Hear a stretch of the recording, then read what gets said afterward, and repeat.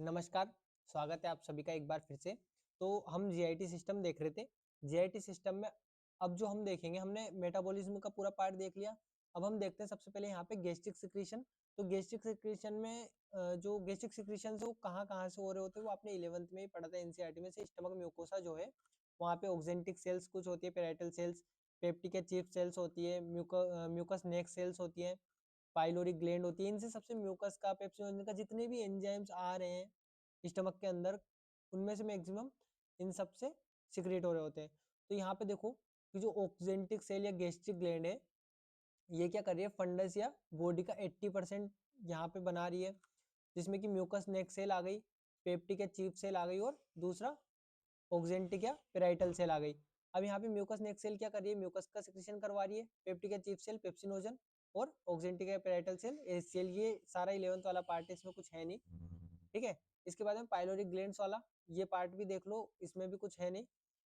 लेकिन अब हमें जो मेनली देखना है वो देखना है regulation of gastric acid secretion. Gastric acid secretion की अगर हम बात करें रेगुलेशन की, तो देखो यहाँ पे जो पेराइटल सेल है, हमने क्या कहा कि यहाँ पे एसिड सिक्रीशन की बात करनी है। एसिड सिक्रीशन जो कि कहाँ से हो रहा है, एचसीएल पेराइटल सेल से। अब पेराइटल सेल से कैसे रेगुलेट हो रहा है वो हमें देखना है। तो हम यहाँ पे देखेंगे जो पेराइटल सेल है, एक सिंगल पेराइटल सेल की हम बात कर रहे हैं। इस सिंगल पेराइटल सेल पे कुछ रिसेप्टर्स होते हैं, जैसे कि M3 हो गया, ठीक है, यहाँ पे कोलिसिस्टोकाइन हो गया, H2 हो गया, ठीक है, ये कुछ रिसेप्टर्स है। अब यहाँ पे देखो कि जो वेगस है, वेगस नर्व हम जानते हैं, 10th नर्व। तो जो वेगस नर्व है, ये क्या करती है, सबसे पहले तो यहाँ पे वेगस नर्व एक तो देखो पेप्टिक सेल को भी यहाँ पे सिग्नल देती है, दूसरा म्यूकस सेल्स को भी ये सिग्नल देती है। अब वेगस सेल मेनली क्या करती है, दो चीजें कर रही है। जो एसिड सिक्रीशन है उसके लिए हम बात करेंगे अब। तो यहाँ पे दो चीज होगी, पहला तो ये स्टिमुलेट करेगा किसको, जी सेल्स को, ठीक है। दूसरा ये यहाँ पे रिलीज करवाएगा क्या, एसिटाइल कोलिन। अब यहाँ पे क्या हो रहा है कि जो वेगस नर्व ने स्टिमुलेट कर दिया इधर जी सेल्स को, और इधर इसने एसिटाइल कोलिन को रिलीज करवा दिया। एसिटाइल कोलिन ने क्या किया कि वो M3 रिसेप्टर पे गया, और वहां पे से उसने कैल्शियम को रिलीज करवाया, ठीक। इधर से जो गेस्ट्रिन था, जो जी सेल थी, उसने गेस्ट्रिन को रिलीज करवाया, जो कि कोलिस्टोकाइनिन की हेल्प से उसने भी यहाँ पे कैल्शियम को रिलीज करवाया। और ये क्या करेंगे, पॉजिटिव सिग्नल्स देंगे किसे, ये पॉजिटिव सिग्नल्स दे रहे होंगे यहाँ पे, जिससे कि H+ बाहर जा रहा होगा सेल से, और पोटेशियम अंदर आ रहा होगा। अब H+ बाहर जा रहा होगा, यानी कि H+ का क्या हो रहा है, सिक्रीशन हो रहा है, जिससे कि एसिड सिक्रीशन यहाँ पे इंक्रीज हो जा रहा है। तो दो फैक्टर तो ये काम कर रहे हैं। तीसरा फैक्टर क्या काम कर रहा है कि यहाँ पे जो एंट्रोक्रोमोफिन लाइक सेल्स होती है, ECL जिसे हम कहते हैं, वो यहाँ पे हिस्टामिन रिलीज करवा रही है, जो कि H2 की हेल्प से ये भी पॉजिटिव सिग्नल दे रही है किसको, CAMP को, और वो पॉजिटिव सिग्नल दे रहा है यहाँ पे वापस से किसको, वही एसिड सिक्रीशन के लिए, यानी कि H+ को सिक्रेट करवाने के लिए। तो ये यहाँ पे दो फैक्टर काम कर रहे हैं, कौन सा, वेगस जो नर्व है वो काम कर रही है, जो कि जी सेल्स को भी एक्टिव कर रही है यहाँ पे, और दूसरा एंट्रोक्रोमोफिन लाइक सेल्स को, ठीक है। तो ये एक सिंगल काम किस पे हो रहा है, पेराइटल सेल पे हो रहा है, ठीक है। इसमें कि वेगस नर्व आ गई, एसिटाइल कोलिन आ गया, गेस्ट्रिन आ गया, इन सब की हेल्प से यहाँ पे क्या हो रहा है, एसिड का सिक्रीशन हो रहा है। अब ये वाली चीज क्लियर है। ये तो हमने किसकी बात कर ली, अकेले अकेले यहाँ पे रेगुलेशन ऑफ गैस्ट्रिक सिक्रीशन, ठीक है, एसिड सिक्रीशन हो गया। अब देखो यहाँ पे एक होता है एट्रोपिन, जिसे हम कहते हैं। तो एट्रोपिन क्या करता है कि ये M3 को ब्लॉक कर देता है, ठीक है। जैसे कई बार जो एसिड सिक्रीशन है वो बंद भी हो जाता है, या कहें कि कम हो जाता है, एट्रोपिन जो कि M3 रिसेप्टर ब्लॉकर होता है, या M3 ब्लॉकर जिसे हम कहते हैं एट्रोपिन को, ठीक है। तो ये वाला हो गया हमारा किसके लिए, regulation of gastric acid secretion, ठीक है। गैस्ट्रिक एसिड की हमने बात कर ली, या गैस्ट्रिक सिक्रीशन की, गैस्ट्रिक जो स्टमक में सिक्रीशन हो रहे हैं वो कहाँ कहाँ से हो रहे हैं, ये जनरल पार्ट है पूरा, ठीक है। इसके बाद में जो दूसरा आता है वो रेगुलेशन वाला पार्ट है, ये पूरा कि कैसे वो रेगुलेट कर रहा है, ठीक।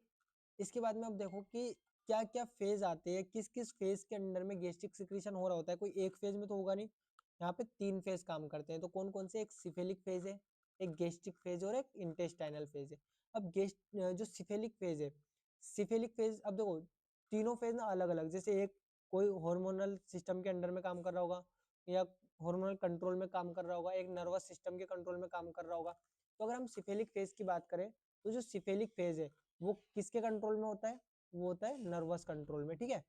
वहीं पे अगर हम बात करें किसकी, गैस्ट्रिक की, तो वो नर्वस और हार्मोनल दोनों कंट्रोल में होता है। जो हमारे पास में गैस्ट्रिक फेज है ये हार्मोनल, ठीक है, हार्मोनल एंड नर्वस दोनों कंट्रोल में है। वहीं पे अगर हम इंटेस्टाइनल फेज की बात करें तो वो सिर्फ हार्मोनल कंट्रोल में होता है, ठीक। अब सिपेलिक फेज की बात करें तो 30% सिक्रीशन करवाता है। कितना? 30% तक ये सिक्रीशन में पार्ट लेता है। ओनली नर्वस सिस्टम यहाँ पे आएगा, ये हमने देख ही लिया। अब यहाँ पे दो तरीके के रिफ्लेक्स, एक कंडीशनल रिफ्लेक्स और एक दूसरा अनकंडीशनल रिफ्लेक्स। अब कंडीशनल और अनकंडीशनल रिफ्लेक्स कैसे यहाँ पे काम कर रहे हैं वो हमें देखना है। तो देखो, जो कंडीशनल रिफ्लेक्स है वो कहाँ कहाँ काम करेगा। एक तो काम करेगा यहाँ पे वेगस नर्व पे, दूसरा वो काम कर रहा होगा कहाँ पे, एमाइगडेला या एपेटाइट सेंटर, जिससे कि हम क्या कहते हैं, यहाँ पे हाइपोथैलेमस। तो ये दो चीजें हैं। हाइपोथैलेमस पे वो काम कर रहा होगा, हमें पता है कि एपेटाइट सेंटर वहां पे होता है, दूसरे वेगस नर्व पे काम कर रहा होगा। तो हाइपोथैलेमस क्या करवाएगा कि जैसे ही हमें भूख लगेगी, एपेटाइट सेंटर जैसे एक्टिव हुआ, तो वहां से सिक्रेशन होगा किसका, गैस्ट्रिक जूस का और एपेटाइट जूस का। वहीं पे दूसरा जो वेगस नर्व है वो भी इसको स्टिमुलेट करेगी, सिक्रेशन करवाएगी गैस्ट्रिक जूस का। लेकिन जो अनकंडीशनल रिफ्लेक्स है, वो अनकंडीशनल रिफ्लेक्स यहाँ पे कैसे काम करेगा, तो सेरेब्रल कॉर्टेक्स के थ्रू काम करेगा और वो भी किसका सिक्रेशन करवाएगा, गैस्ट्रिक जूस का। अब यहाँ पे इसने कितना सिक्रेशन करवाया, तो इसने मात्र यहाँ पे 30% सिक्रेशन करवाया है।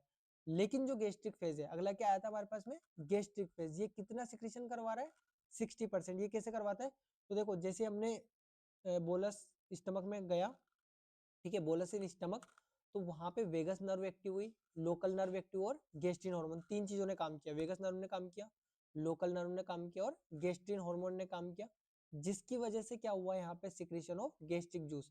अल्टीमेटली हम तो गैस्ट्रिक जूस ही देख रहे हैं, 30% सिफिलिक फेज की हेल्प से, 60% गैस्ट्रिक फेज की हेल्प से, ठीक। तो ये दो चीजें हो गई। इसके बाद में आता है इंटेस्टाइनल फेज, जो बचा कुचा है। अब इंटेस्टाइनल फेज किसके कंट्रोल में होता है, तो ये मेनली हार्मोनल कंट्रोल में होगा। अब यहाँ पे देखना, यहाँ पे कुछ है जो इनहिबिशन करेंगे और कुछ एंजाइम्स होंगे जो स्टिमुलेशन करेंगे। जैसे अगर हम देखें कि इंटेस्टाइन में जाने के बाद हम इसे क्या कहेंगे, काइम कहेंगे, काइम इन इंटेस्टाइन। तो जो यहाँ पे गेस्ट, अभी किस किस का सिक्रेशन करवाएगा, इंटेस्टाइन में किस किस का सिक्रेशन हो रहा होगा, गेस्ट्रिन का, सिक्रेटिन का, कोलिसिस्टोकाइनिन का, सोमेटोस्टिन का, जीआईपी और वीआईपी, ठीक है। तो गेस्ट्रिन जो है ये स्टिमुलेट करेगा किसको, इनिशियली इंक्रीज गैस्ट्रिक जूस। जब बोलस इंटेस्टाइन में जाएगा तो ये भी क्या करवाता है, गैस्ट्रिक जूस को एक्टिव करवाता है, 10% यहाँ पे काम कर रहा है। लेकिन जितने बाकी इनिशियली तो बढ़ाना ही है, ठीक है। बाकी अब फिर बोलस जब इंटेस्टाइन में आ चुका है फूड, तो फिर उस स्टेज में कम भी तो करवाना है, तो वहां पे इनिबिशन होता है। वो इनिबिशन वाले केस में later gastric juice secretion decrease and stop, बाद में उसे जो स्टॉप करना होता है वो भी किसकी हेल्प से हो रहा होता है, इंटेस्टाइनल फेज की हेल्प से यहाँ पे उसका इनिबिशन हो रहा होता है, जिसमें कि सिक्रेटिन काम कर रहा होता है, कोलिस्टोकाइनिन पेनक्लोजाइमिन काम कर रहा होता है, सोमेटोस्टेनिन काम कर रहा होता है, जीआईपी और वीआईपी यहाँ पे काम कर रहे होते हैं इनिबिशन के लिए, ठीक। तो ये तीन फेज हो गए, कौन कौन से, एक हो गया हमारे पास में सिफेलिक फेज जो कि 30% काम कर रहा है नर्वस कंट्रोल के अंडर में, दूसरा हो गया गैस्ट्रिक फेज जो कि नर्वस और हार्मोनल दोनों कंट्रोल में 60%, और जो इंटेस्टाइनल है वो मेनली हार्मोनल कंट्रोल में है, ठीक है। बाकी बच्चा कुछ जितना भी है वो देखेगा, जो कि स्टिमुलेशन और इनिबिशन यहाँ पे दोनों में यहाँ पे इसका रोल होगा, ठीक। तो ये बात तो हो गई किसकी, गैस्ट्रिक जूस की। अगला हम देखें पेनक्रियाटिक सिक्रीशन या पेनक्रियाटिक जूस की, तो ये हमें पता है कि जो पेनक्रियाज है, यहाँ पे इसको एंडोक्राइन और एक्सोक्राइन दोनों टाइप की ग्लैंड होती है, जिसमें कि जो एंडोक्राइन है वो किसका सिक्रीशन करवाती है, तो एंडोक्राइन ग्लैंड बन के ये एंडोक्राइन ग्लैंड की तरह काम करके हार्मोन का सिक्रीशन करवाती है, वहीं पे एक्सोक्राइन ग्लैंड की तरह हेल्प करके ये डाइजेस्टिव जूस का सिक्रीशन करवाती है। ये भी जनरल है, ये भी पढ़ा हुआ है पहले से। इसमें मेन जो आएगा ना, इसमें भी वही कंट्रोल आएगा, क्योंकि ये तो पता ही है कि पेनक्रियाटिक एंजाइम में क्या क्या आता है। तो इसमें प्रोटियोलाइटिक एंजाइम एक आता है, ठीक है, दूसरा एमाइलोलाइटिक एंजाइम और तीसरा लाइपोलाइटिक एंजाइम। ये तीनों हमने जब मेटाबॉलिज्म देखा था तो उस मेटाबॉलिज्म में देखा था।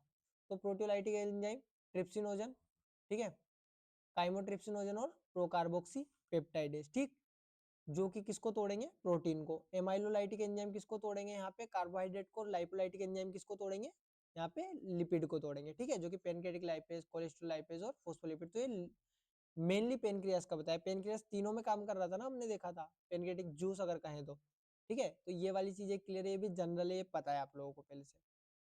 अब यहाँ पे आ जाओ, तो मेन चीज यहाँ पे आता है, मेन मुद्दा वो है कि जो ट्रिप्सिनोजन है, क्या है यहाँ पे, ट्रिप्सिनोजन, तो ट्रिप्सिनोजन को कन्वर्ट करवाता है ट्रिप्सिन में, कौन करवाता है? तो ये करवाता है हमारे पास में एंट्रोकाइनेज। एंट्रोकाइनेज कहाँ से रिलीज हो रहा है? तो ये इंटेस्टाइनल म्यूकोसा से। अब जब ट्रिप्सिनोजन ट्रिप्सिन में कन्वर्ट होगा, जो एंजाइम है पेनक्रेटिक जूस का एंजाइम है ट्रिप्सिनोजन में, ठीक है, ये जब ट्रिप्सिन में कन्वर्ट होता है उसके बाद ये जितने भी बचे कुछ एंजाइम्स उन सबको एक्टिव करवाता है, ठीक है, एक्टिव अदर पेनक्रेटिक एंजाइम्स। ठीक, अब हम आते हैं वापस हमारे मेन मुद्दे पे, जो कि है रेगुलेशन ऑफ पेनक्रेटिक जूस। तो रेगुलेशन ऑफ पेनक्रेटिक जूस कैसे हो रहा है? तो देखो, एसिटाइल कोलिन की हेल्प से हो रहा है, कोलिसिस्टोकाइनिन की हेल्प से हो रहा है, और सिक्रेटिन की, तीन यहाँ पे फैक्टर काम कर रहे हैं, ठीक है। सबसे पहले अगर हम एसिटाइल कोलिन की बात करें तो ये पैरासिम्पैथेटिक कंट्रोल में होता है वेगस नर्व के थ्रू या वेगल नर्व एंडिंग के through. Cholecystokinin I cell of duodenum, ठीक है, इंटेस्टाइनल सेल्स यहाँ पे डिओडिनम और जेजुनम, वहीं पे जो from S cell of duodenum and jejunum ये सिक्रेशन करवाएगी सिक्रेटिन, ठीक है। अब देखो, एसिटाइल कोलिन जो है वो क्या कर रहा है? पैरासिम्पैथेटिक नर्वस सिस्टम के कंट्रोल में काम कर रहा है, वेगल नर्व एंडिंग यहाँ पे काम कर रही है, और stimulate acinar cell, acinar cell को यहाँ पे एक्टिव कर रही है पेनक्रियास की, ठीक है, जिससे कि यहाँ पे पेनक्रेटिक जूस का सिक्रेशन हो। एसिनार सेल जो कि पेनक्रियास के अंदर होती है, पेनक्रियास की सेल से उन्हें एक्टिव करेगी और पेनक्रेटिक जूस का सिक्रेशन करवाएगा कौन? Acetyl choline. किसके अंडर में? पैरासिम्पैथेटिक नर्वस कंट्रोल के अंडर में। वहीं पे जो कोलिसिस्टोकाइनिन है वो क्या करता है? वो आई सेल ऑफ डिओडिनम, जो यहाँ पे ये भी किसको? एसिनार सेल को, अल्टीमेटली इनको किसको एक्टिव करना है यहाँ पे? एसिनार सेल्स को, जो कि पेनक्रेटिक जूस का सिक्रेशन करवाएगी। तीसरा आता है सिक्रेटिन, जो कि कहाँ पे काम करता है? ये एस सेल्स पे काम करता है, डिओडिनम और जेजुनम की, जो कि स्टिमुलेट करती है किसको? यहाँ पे section of large quantity of H2O, यहाँ पे सिक्रेशन किसका करवा रही है? Secretion of large quantity of H2O and NaCO3 यानी कि सोडियम बाइकार्बोनेट का, जो कि न्यूट्रलाइज करता है किसको? एसिड कंटेंट को, ठीक है। अब इंटेस्टाइन में जो भी फूड आ रहा होगा वो गैस्ट्रिक जूस की वजह से एसिडिक होकर आ रहा होगा, तो उसको न्यूट्रलाइज भी करना है, तो उसको न्यूट्रलाइज करने के लिए का काम भी कौन करता है? Pancreatic juice. और वो कौन करवा रहा होता है? वो करवा रहा होता है सिक्रेटिन, ठीक है, जो कहाँ से रिलीज हो रहा होता है? एस सेल्स से डिओडिनम की और जेजुनम की, ठीक है। ये वाली चीज क्लियर है। तो ये रेगुलेशन आज तक किसका? पेनक्रेटिक जूस का। एक हमने देखा गैस्ट्रिक जूस का। अब हम देखते हैं कि इसमें फेजेस कौन कौन से आते हैं पेनक्रेटिक सिक्रेशन में। तो यहाँ पे भी वही सिफेलिक फेज, गैस्ट्रिक फेज और इंटेस्टाइनल फेज। अब इसमें भी देखो, वहां पे क्या हो रहा था कि सिफेलिक फेज जो था वो नर्वस कंट्रोल में था, ठीक है, जो इंटेस्टाइनल फेज था वो हार्मोनल कंट्रोल में था, यहाँ पे भी वही है। लेकिन वहां पे जो गैस्ट्रिक फेज था वो हार्मोनल और नर्वस दोनों कंट्रोल में था, लेकिन यहाँ अगर हम देखेंगे तो यहाँ पे ये सिर्फ हार्मोनल कंट्रोल में होता है। पहला पॉइंट, ये हार्मोनल कंट्रोल में होता है। और वापस से वही सेम, जैसे वहां पे अनकंडीशनल और कंडीशनल रिफ्लेक्स आया था, वैसे यहाँ पे सिफिलिक फेज में वही कंडीशनल और अनकंडीशनल रिफ्लेक्स वेगस नर्व पे काम करेगा और पैनक्रेटिक जूस का सिक्रेशन करवाएगा। गैस्ट्रिक फेज में भी वही हो रहा होगा कि यहाँ से जो बोलस है वो स्टमक में गया, गैस्ट्रिन यहाँ पे सिक्रेट हुआ, जो कि सिक्रेट करवाता है किसको? पैनक्रेटिक जूस को। Hormone secreted in stomach and transport through blood. अब देखो सिक्रेट कहाँ पे हो रहा है? स्टमक में। ट्रांसपोर्ट किसके थ्रू हो रहा है? ब्लड के थ्रू, ठीक है। इसके बाद में आता है अगला, जो कि है इंटेस्टाइनल फेज। इन तीनों में ज्यादा समझने वाला है नहीं कुछ, ठीक। इंटेस्टाइनल फेज जो कि हार्मोनल सिक्रेशन के अंडर में काम करता है, ये वापस से वही काइमिन इंटेस्टाइन। अब हमने वहां पे भी देखा था कि कुछ एंजाइम थे जो कि इनहिबिशन का काम करवा रहे थे, कुछ हार्मोन, और कुछ थे जो कि स्टिमुलेशन का काम करवा रहे थे। तो यहाँ वहां पे केवल सिक्रेटिन था, यहाँ पे सिक्रेटिन और कोलिसिस्टोकाइनिन, अच्छा वहां पे गेस्ट्रिन था, यहाँ पे जो सिक्रेटिन और कोलिसिस्टोकाइनिन है ये क्या करवाएंगे? सिक्रीशन करवाएंगे। सिक्रेटिन किसका? रिच इन बाइकार्बोनेट, और कोलिस्टोकाइनिन रिच इन एंजाइम्स, ठीक है। कोलिस्टोकाइनिन और जो सिक्रेटिन है वो सिक्रीशन करवा रहे होंगे एंजाइम्स का। वहीं पे जो पेनक्रेटिक पॉलीपेप्टाइड है, ठीक है, और जो सोमेटोस्टेरोन है, पेप्टाइड वाई वाई है, ये क्या करते हैं? इनहिबिशन करवाते हैं। हमने क्या कहा कि अगर रिलीज हो रहा है तो इनहिबिशन भी होगा, इसे उसका अगर स्टिमुलेशन हो रहा है तो जो हॉर्मोन्स हैं ये, कुछ हॉर्मोन्स जो कि स्टिमुलेशन करवाएंगे और कुछ हॉर्मोन्स जो कि इनहिबिशन करवाएंगे। पेनक्रेटिक जूस का भी कहीं ना कहीं जाकर तो इनहिबिट करना ही है उसे, तो ये यहाँ पे इनहिबिट करवाएंगे, ठीक। तो ये पेनक्रेटिक फेज, पेनक्रेटिक जो सिक्रेशन है उसके फेजेस हो गए। गैस्ट्रिक सिक्रेशन के फेजेस की बात कर ली। इसके बाद में अगला हम आते हैं जो इंटेस्टाइनल सिक्रेशन है। गैस्ट्रिक सिक्रेशन हो गया, पेनक्रेटिक सिक्रेशन हो गया, अब गैस्ट्रिक सिक्रेशन, इंटेस्टाइनल सिक्रेशन पे हम आ गए।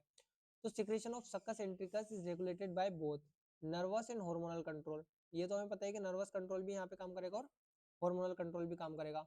अगर हम नर्वस सिक्रीशन की बात करें या नर्वस कंट्रोल की बात करें, तो नर्वस कंट्रोल यहाँ पे कैसे काम कर रहा होगा, देखो सबसे पहले तो यहाँ पे पैरासिम्पैथेटिक नर्वस सिस्टम का स्टिमुलेशन करवाएगा, जो कि क्या करवाएगा, वेसोडाइलेशन। अब जब भी वेसोडाइलेशन होगा तो यहाँ पे सिक्रीशन क्या हो रहा होगा, इंक्रीज हो रहा होगा। जो वेसोडाइलेशन है, वेसोडाइलेशन होने की वजह से जो सिक्रीशन है वो इंक्रीज हो रहा होगा, जो कि कौन करवा रहा है, पैरासिम्पैथेटिक सिस्टम। वहीं पे अगर हम बात करें, जो सिंपैथेटिक नर्वस सिस्टम है वो जब स्टिमुलेट होगा या जब सिंपैथेटिक नर्वस सिस्टम का स्टिमुलेशन होगा तो वो वेसोकॉन्ट्रिक्शन करवाएगा, और जब भी वेसोकॉन्ट्रिक्शन होगा तो वेसोकॉन्ट्रिक्शन होते में क्या होगा कि सिक्रीशन डिक्रीज होगा। ठीक है, तो ये तो हमने किसकी बात की, ये हमने बात की नर्वस कंट्रोल की, कि जब पैरासिम्पैथेटिक नर्वस सिस्टम एक्टिव होगा तो वो यहाँ पे वेसोडाइलेशन करके सिक्रीशन को इंक्रीज करवा देगा, लेकिन जब सिंपैथेटिक कंट्रोल होगा तो वेसोकॉन्ट्रिक्शन करवा के उस सिक्रीशन को डिक्रीज करवा देगा। ठीक, ये इंटेस्टिनल जूस के नर्वस कंट्रोल की बात हो गई। हार्मोनल कंट्रोल की बात करें तो बहुत अच्छा एक चीज और ये कि but the role of this nervous system is physiological condition uncertain, instead local nervous system play important role in intestinal secretion regulation. अब देखो यहाँ पे जो कुछ फिजियोलॉजिकल कंडीशंस होती है जिनमें नर्वस सिस्टम मेनली काम कर रहा होता है, वरना यहाँ पे जैसे पैरासिम्पैथेटिक और सिम्पैथेटिक की हमने बात की, वरना यहाँ पे मेनली कौन सिक्रीशन करवा रहा होता है, कौन मेनली यहाँ पे इंपॉर्टेंट रोल कर रहा होता है, वो है लोकल नर्वस सिस्टम। ठीक, अब देखो यहाँ पे एक ही जो काइम है जब वो स्मॉल इंटेस्टाइन में एंटर करेगा तो irritation of tactile stimuli stimulate mucosa, यानी कि जो टेक्टाइल स्टिमुलाई है वो क्या करेंगे, इरिटेट करेंगे और स्टिमुलेट करेंगे किसको, म्यूकोसा को, जिससे क्या होता है कि development of local nerve reflex, जिससे कि stimulate the gland of intestine, intestine की ग्लैंड यहाँ पे एक्टिव होती है उससे। ठीक है, ये लोकल नर्वस कंट्रोल की बात हो गई। हार्मोनल कंट्रोल की अगर बात करें हम पेन जो इंटेस्टाइनल जूस है उसका, तो यहाँ पे किस किस की वजह से होता है, वो होता है एंटेरोक्राइनिन की वजह से, कोलिसिस्टोकाइनिन की वजह से और सिक्रीटिन की वजह से, जो कि promote secretion of succus entericus. Succus entericus हमने इंटेस्टाइनल जूस को बोला, तो उसका यहाँ पे हार्मोनल कंट्रोल किस किस से होगा, एंटेरोक्राइनिन का, एंटेरोक्राइनिन से, कोलिसिस्टोकाइनिन और सिक्रीटिन से। ठीक है, बाकी लोकल नर्वस सिस्टम यहाँ पे काम कर रहा होगा, और फिजियोलॉजिकल कंडीशन में जो पैरासिम्पैथेटिक नर्वस सिस्टम है और सिंपैथेटिक नर्वस सिस्टम काम कर रहा होगा। ठीक, ये वाली एक चीज हो गई। ठीक है, तो इसके बाद में देखो अगला हमारे पास में आता है डेफिकेशन, और इसके बाद में वोमिटिंग। ये दो और देख लेते हैं कि डेफिकेशन रिफ्लेक्स और वोमिटिंग रिफ्लेक्स भी इंपॉर्टेंट टॉपिक है। ठीक है, तो अगर हम डेफिकेशन रिफ्लेक्स की बात करें या पहले डेफिकेशन देख लेते हैं कि डेफिकेशन हमने किसे कहा। यहाँ पे डेफिनेशन क्या दी है, डेफिनेशन दी है, voiding of faeces is known as defecation, voiding of faeces is known as defecation. यहाँ पे क्या बताया, डेफिनेशन बताई किसकी, डेफिकेशन की।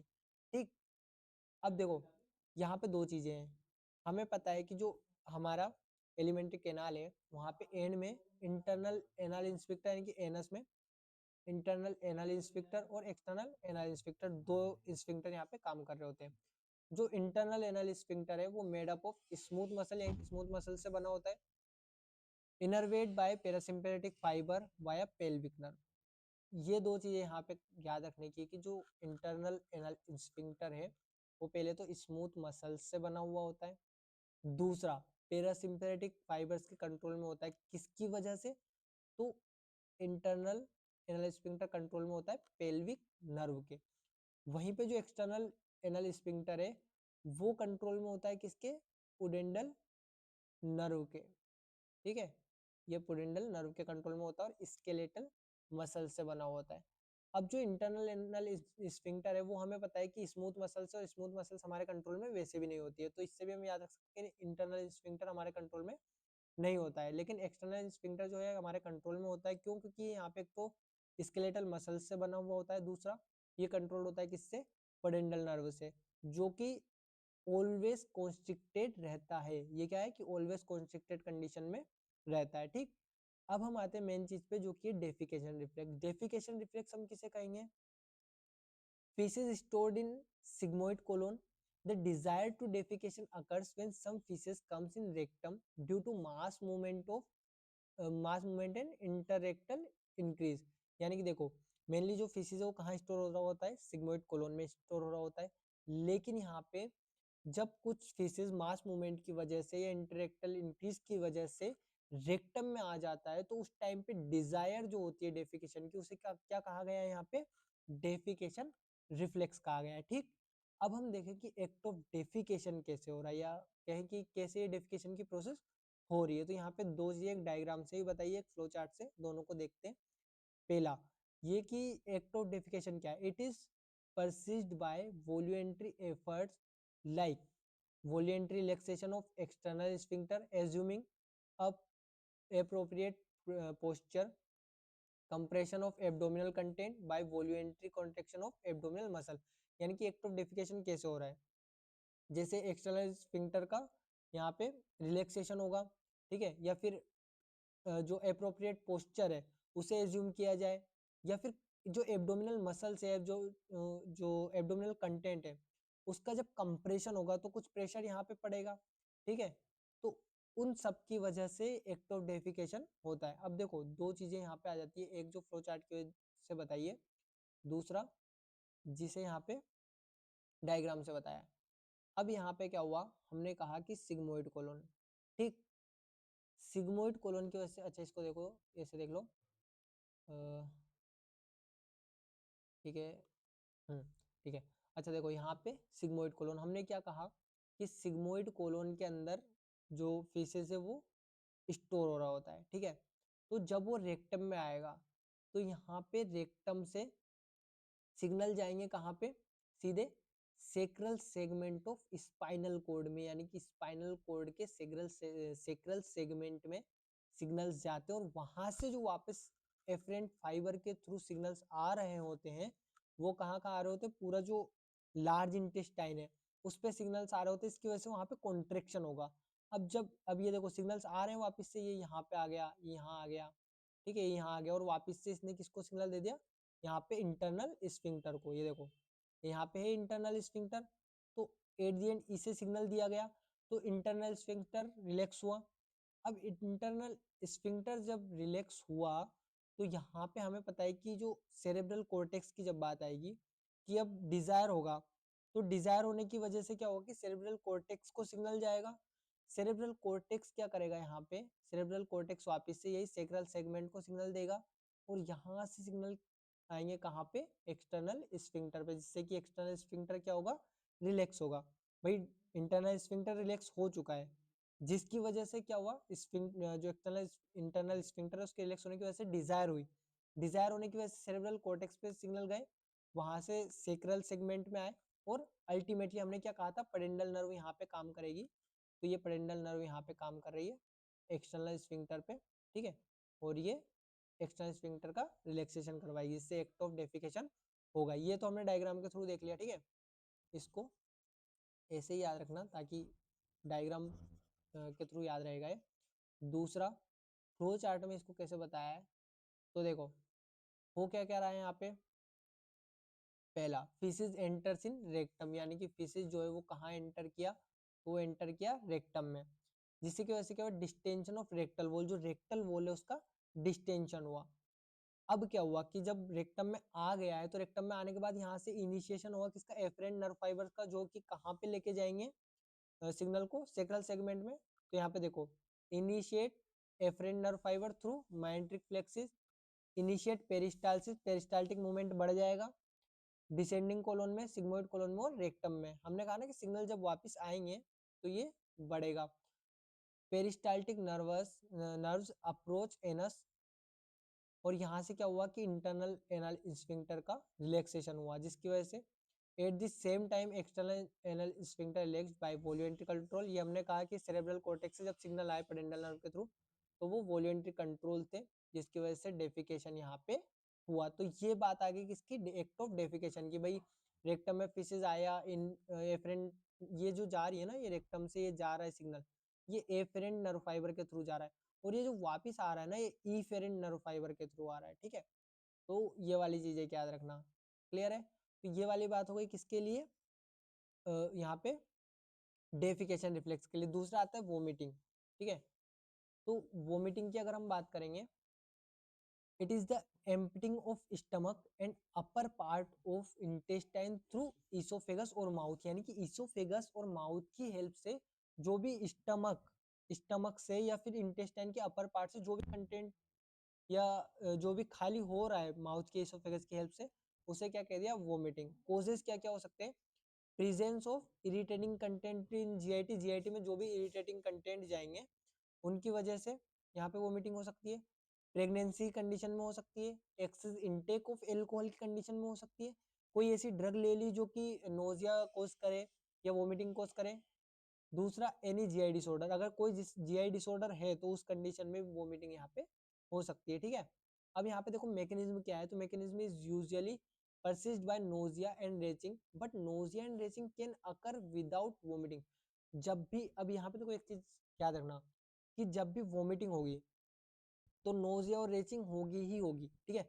Vomiting usually persist by nausea and retching, लेकिन कई बार ऐसा होता है कि हमें नोजिया होता है, रेचिंग होती है, लेकिन वोमिटिंग नहीं होती है, तो nausea and retching can occur without vomiting, but vomiting is usually persist by nausea and retching. Clear है। नोजिया किसे कहेंगे हम, unpleasant sensation induce desire of vomiting, जो कि यहाँ पे वोमिटिंग की जो डिजायर इंड्यूस होगी उसे हम क्या कहेंगे, जो कि अनप्लेजेंट सेंसेशन होंगे, nausea. Characterised by large amount of saliva in mouth, आपने कई बार देखा होगा कि जब भी हमें वोमिटिंग होने वाली होती है तो सलाइवा का सिक्रीशन माउथ में बढ़ जाता है। क्यों? क्योंकि जो भी जीआई कंटेंट है जब वो बाहर आता है तो वो एसिडिक होता है, तो उसे यहाँ पे न्यूट्रलाइज करने के लिए भी सलाइवा का सिक्रीशन बढ़ जाता है, तो उससे भी हम देखते हैं कि हाँ वोमिटिंग रिफ्लेक्स आ रहा है, वोमिटिंग होने वाली है, ठीक। रेचिंग क्या कहते हैं, ट्राई टू वोमिट और एफर्ट फॉर वोमिट, यानी कि नोजिया तो हमने किसको कह दिया, अनप्लीजेंट सेंसेशन को कह दिया कि desire, induce desire of vomiting, लेकिन रेचिंग किसे कहा है, तो ट्राई टू वोमिट और एफर्ट फॉर वोमिट, या तो वोमिट करने के लिए ट्राई करे या एफर्ट लगाए उसके लिए, ठीक है। एक्ट ऑफ वोमिटिंग की बात करें तो through the vomitus exterior through mouth, mouth के थ्रू होता है हमें पता ही है। वोमिटिंग रिफ्लेक्स की बात करते हैं, देखो मेनली यहाँ पे मेन मुद्दा, chemo receptors and stretch receptors stimulated, जो कीमो रिसेप्टर्स हैं, जो स्ट्रेच रिसेप्टर्स है वो स्टिमुलेट होते हैं कैसे, by the irritation of any part of GIT, GIT का जब भी कोई पार्ट इरिटेट होता है तो उस कंडीशन में chemo receptors and stretch receptors stimulate होते हैं, और वेगस नर्व या सिंपैथेटिक नर्व फाइबर के थ्रू इंपल्स जाती है कहाँ पे, वोमिटिंग सेंटर में। वोमिटिंग सेंटर कहाँ पे प्रेजेंट होता है, वो प्रेजेंट होता है मेडुला ऑब्लोंगेटा में। अब वहां पे क्या हुआ, जैसे अब vagus nerve sympathetic nerve fibre के थ्रू वहां पे सिग्नल चला गया, अब मोटर इंपल्स क्या करेगी, मोटर इंपल्स वहां से सिग्नल लेके आएगी वापस कहाँ पे, अपर पार्ट ऑफ जीआईटी में। अपर पार्ट ऑफ जीआईटी में डायफ्राम में, एब्डोमिनल मसल्स में, किस किस की हेल्प से, वाया 5 7 9 10 12 क्रेनियल नर्व की हेल्प से मोटर सिग्नल्स आए अपर पार्ट ऑफ जीआईटी में, जिसकी वजह से क्या हुआ कि वोमिटिंग रिफ्लेक्स इंड्यूस्ड हुआ। अब यहाँ पे इरिटेशन हुआ, यहाँ पे सिग्नल्स आए तो पता है ना, हाँ भाई निकालना है बाहर, ठीक है। ये वाली चीज क्लियर हो गई, वोमिटिंग रिफ्लेक्स हो गया। अब यहाँ पे दो चीजें आती है, देखो, centre for vomiting during motion sickness, यानी कि मोशन सिकनेस के टाइम पे जो वोमिटिंग इंड्यूस होगी, या vomiting induce by drug, drug की वजह से या तो वोमिटिंग इंड्यूस हो रही हो, या फिर कहें